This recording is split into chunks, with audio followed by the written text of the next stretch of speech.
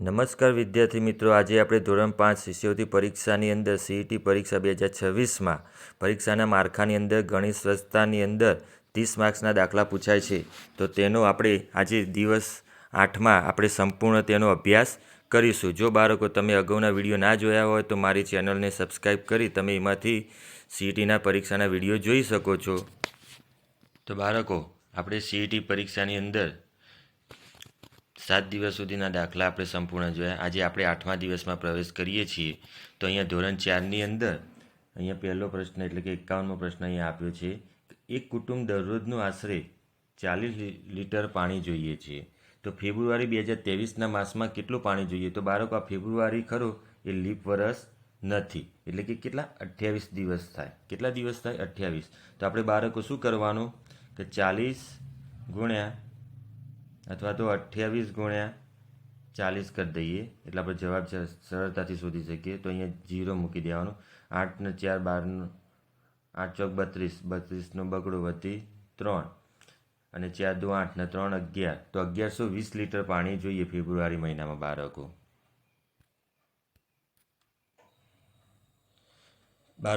આગળનો બીજો પ્રશ્ન કે અયાના પાસે 11 સેન્ટીમીટર, 14 સેન્ટીમીટર, 16 સેન્ટીમીટર, 18 સેન્ટીમીટર માપના લંબચોરસ દોરડા છે. આ ચારેય દોરડામાંથી જુદા જુદા વર્તુળ બનાવવામાં આવે તો કયા વર્તુળનું સૌથી મોટું વર્તુળ બને? બાળકો, આમાં એક જ સામાન્ય પ્રશ્નની અંદર જવાબ આપેલો છે. અહીંયા 11 સેન્ટીમીટરનું વર્તુળ બને એટલે કે 11 એટલે 22 થાય. અહીંયા 14 અને અહીંયા 16, તો સૌથી મોટું 18 સેન્ટીમીટરનું બને એટલે જવાબ આવશે એ. અહીંયા 53મા પ્રશ્નની અંદર અહીંયા અલગ અલગ આકૃતિના વર્તુળ આપ્યા છે. તો બાળકો, આની અંદર એક ભૂલ છે. અંદર એવી સૂચના આપવામાં આવેલી છે, જોઈએ તો વધુ મોટો વર્તુળ કોનો બને? બરાબર, કઈ આકૃતિનો? તો જવાબ આવશે બી, આકૃતિ નંબર 4, જેનો સૌથી મોટો વર્તુળ બને. બાળકો, મારી ચેનલને તમે સબસ્ક્રાઈબ કરવાનું ભૂલતા નહીં, જેથી તમને નવા નવા વિડીયોનું નોટિફિકેશન મળતું રહે.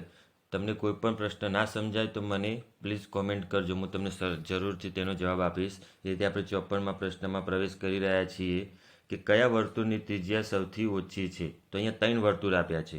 તો અહીંયા જો સૌથી પહેલો મોટો વર્તુળ, એની ત્રિજ્યા સૌથી મોટી છે. પછી બીજા નંબરના વર્તુળમાં એનાથી મોટા કરતાં થોડી નાની છે. અને અંદરનું જે વર્તુળ છે એની ત્રિજ્યા સૌથી નાની છે. તો જવાબ આવશે સી, અંદરનો વર્તુળ.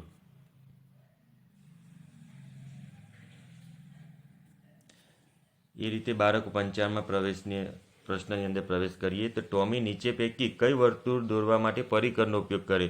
તો ચોરસમાં ફૂટપટ્ટીની જરૂર પડે, લંબચોરસમાં ફૂટપટ્ટીની, ત્રિકોણમાં પણ ફૂટપટ્ટીની. તો બી, વર્તુળ દોરવા માટે પરિકરની જરૂર પડે. તો જવાબ આવશે બી, વર્તુળ.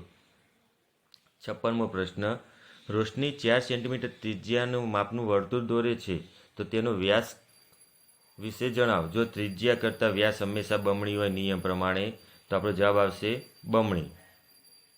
એ આવશે જવાબ. બાળકો, હવે આપણે 57મો પ્રશ્ન જોઈએ, જે ખૂબ જ ઇન્ટરેસ્ટિંગ રસપ્રદ વાળો છે. તો અહીંયા ચોખ્ખું લખ્યું છે કે 50 સેન્ટીમીટર ત્રિજ્યાવાળા વર્તુળનો વ્યાસ કેટલો થાય? એકદમ સામાન્ય, ત્રિજ્યા કરતાં વ્યાસ હંમેશા બમણી હોય.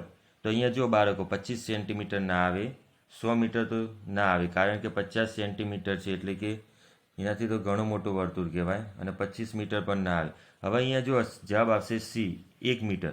તો 50 સેન્ટીમીટર એટલે કે 100 સેન્ટીમીટર થાય. તો 100 સેન્ટી બરાબર 1 મીટર થાય. તો જવાબ આવશે સી.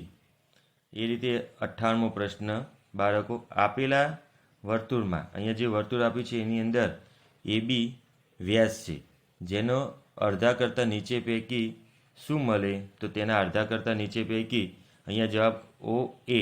તો ઓ એ, ઓ બી, ઓ સી અને ડી, એ અને બી બંને.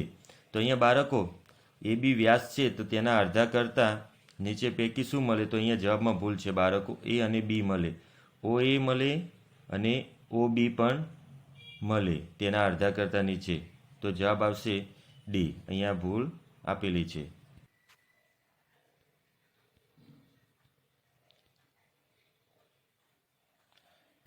બાળકો, આવા દાખલા ઘણીવાર પૂછાતા હોય છે. પા, પોણો, અડધો, આખો. બરાબર. તો અહીંયા 59મો પ્રશ્ન, 1 લીટરનું પા એટલે કેટલા મિલીલીટર? તો પા એટલે અડધાનું અડધું. અડધું કેટલું થાય બાળકો? 500 થાય. તો એનું અડધું કેટલું થાય બાળકો? 250 મિલી થાય. તો આપણો જવાબ 250 મિલી આવે તો જવાબ આવશે એ.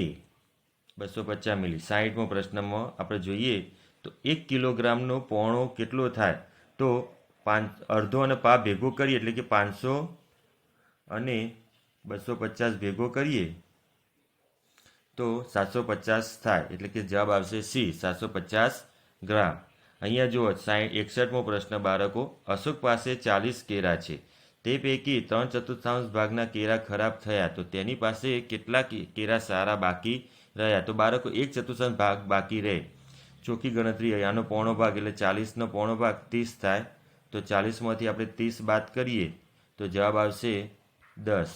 તો અહીંયા 10 કેરા સારા બાકી રહ્યા તો જવાબ આવશે ડી. 62મો પ્રશ્ન બાળકો, એક સરસ મજાનું કોષ્ટક આપેલું છે જેમાં ટામેટા, બટાકા, ડુંગળી, ગાજર, કેળું. તો અહીંયા બે વસ્તુ શોધવાની કીધી છે બાજુના કોષ્ટક ઉપરથી, કે અડધો કિલો બટાકા અને 1/4 કિગ્રા ગાજર. તો અડધો કિલો બટાકાના કેટલા રૂપિયા થાય બાળકો?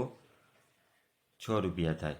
અને 1/4 ગાજર, તો આ ગાજરની કિંમત 16 રૂપિયા છે. તો એનો 1/4 ભાગ એટલે કે ગાજર કેટલા રૂપિયા? 4. તો આ બેનો આપણે સરવાળો કરીએ તો જવાબ આવશે 10. કેટલો જવાબ આવશે બાળકો? 10. તો જવાબ આવશે ડી.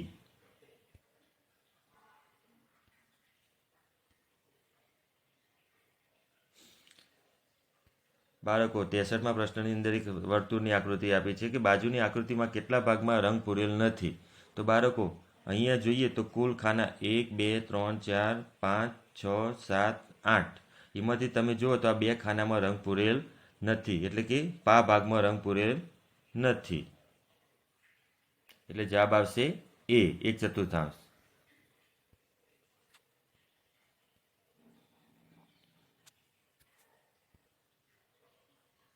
બાળકો આવા પ્રશ્નો પૂછાતા હોય છે 64ની અંદર કે બાજુમાં આકૃતિમાં અહીંયા આકૃતિઓ આપી છે અલગ સમાન માપની, તેમાં અડધા ભાગમાં રંગ પૂરેલ છે. તો આપણે જોઈએ અડધા ભાગમાં તો 1, 2, 3 અને 4 અડધા ભાગમાં રંગ પૂરી દીધા. તો પૂરતા રંગ પૂર્ણી સિવાયના આકારોની સંખ્યા કેટલી? તો બાળકો અહીંયા 1, 2, 3 અને 4. તો જવાબ આવશે સી, 4 જવાબ આવશે. 65મા પ્રશ્નની અંદર જોઈએ બાળકો તો 65મા પ્રશ્નની અંદર એક દૂધની બોટલમાં 100 મિલી દૂધ સમાય તો 1/4 દૂધ ભરેલું છે, તેને સંપૂર્ણ ભરવા માટે કેટલો ભાગ દૂધ જરૂરી છે? તો બાળકો પા ભાગમાં દૂધ ભરેલું છે તો પાની અંદર પોણો ઉમેરી દઈએ એટલે આખું થઈ જાય, એટલે કે 3/4 ભાગની અંદર આપણે દૂધ ભરવું જરૂરી છે. તો જવાબ આવશે બી.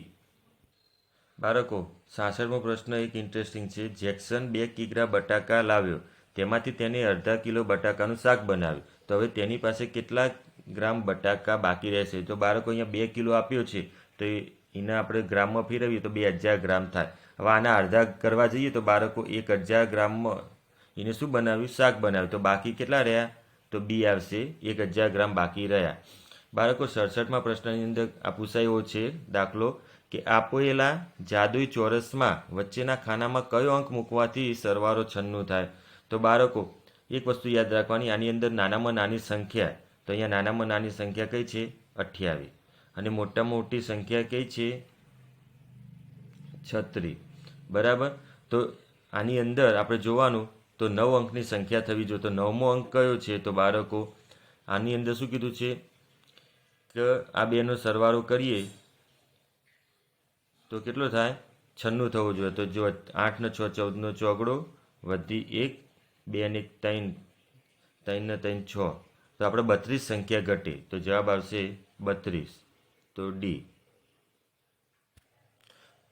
અહીંયા 68મો પ્રશ્ન કે જે પેટર્ન પૂર્ણ કરવાનો છે, આ ખાનામાં ખોટી સંખ્યા કઈ હશે? તો બાળકો 5 ને 6 ભેગા કરીએ તો 11 થાય, 6 ને 7 ભેગા કરીએ તો 13 થાય. તો બાળકો 11 અને 13 ભેગા કરીએ તો બાળકો કેટલા થાય? 24 થાય. તો આપણો જવાબ આવશે એ. અહીંયા પેટર્ન 69માં જુઓ, પેટર્ન પૂર્ણ કરો. તો અહીંયા 2, 5 એટલે કે 3 ઉમેર્યા, અહીંયા 4 ઉમેર્યા, બરાબર. 4 ને 3 7 ઉમેર્યા, અહીંયા જુઓ કેટલા ઉમેર્યા? 6 ઉમેર્યા. અહીંયા કેટલા ઉમેર્યા બાળકો? 7 ઉમેર્યા. તો પાછા 27ની અંદર આપણે 8 ઉમેરવાના. કેટલા ઉમેરવાના? 8 ઉમેરીએ એટલે જવાબ આવશે 35. બાળકો આ 70માં પેટર્ન જે ખરું એ પરીક્ષાની અંદર ખાસ પૂછાયો એવો છે.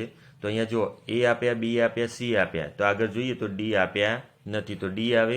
અહીંયા ઊંધી એબીસીડી આપી છે કે ઝેડ વાય એક્સ, તો શું આવે? ડબલ્યુ. તો જવાબ આવશે સી બરાબર ડી ડબલ્યુ. 71મો પ્રશ્ન પેટર્ન પૂર્ણ કરો. તો બાળકો અહીંયા એક સામાન્ય પહેલાં એ આપે છે. પહેલો મૂળાક્ષર જુઓ એ બી સી, તો અહીંયા શું આવશે? ડી. પછી બીજો મૂળાક્ષર જુઓ કે એલ એમ, તો અહીંયા શું આવશે? એન. પછી જુઓ યુ વી ડબલ્યુ, તો અહીંયા આવશે એક્સ, તો ડી એન એક્સ, તો જવાબ આવશે ડી. બાળકો અહીંયા પેટર્ન 72મી આપી છે. એ બરાબર એ બી સી ડી, તો અહીંયા આવશે ઈ. અહીંયા જુઓ 3 એકાનું ઘડિયું આપી છે. 3 3 એકા 3, 3 દુ 6, 3 તરી 9, 3 ચોક 12, તો ઈ બરાબર આવશે 15. તો બી જવાબ આવશે ઈ બરાબર 15. બાળકો 73મો પ્રશ્ન એ બરાબર 1, બી બરાબર 2, 3 બરાબર સી, 4 બરાબર ડી, 25 બરાબર વાય અને 26 બરાબર ઝેડ. તો બાળકો અહીંયા એબીસીડી લખી અને નીચે 1 2 3 4 રીતના 26 મૂળાક્ષર લખી દેવાના. તો બાળકો આ થોડી પરીક્ષાની અંદર સમય બગાડશે, પરંતુ એકદમ ઇઝી છે. તો અહીંયા જો 19 બરાબર આપણે જોઈએ તો અહીંયા એસ, 1 બરાબર અહીંયા સામાન્ય 1 આવે બરાબર. અહીંયા 22 બરાબર વી અને 5 એટલે 5 ડી પછી ઈ આવે એટલે કે અહીંયા સેવ આવશે જવાબ. 74મો પ્રશ્ન બાળકો 74ના પ્રશ્નની અંદર 1 બરાબર ઝેડ, 2 બરાબર વાય, 3 બરાબર એક્સ. અહીંયા ઊંધી એબીસીડી આપી છે, તો આપણે ઊંધું જોવું પડે બાળકો. તો આની અંદર NICE, તો એ બરાબર જોઈએ તો એબીસીડી પ્રમાણે ઊંધી, તો જવાબ આવશે બી. 13 18 24 22. તમારે આખી રીત કરી અને બાળકો જવાબ શોધવો પડશે. મારે અહીંયા સ્ક્રીન નાની હોવાના કારણે હું કરી શકું તેમ નથી.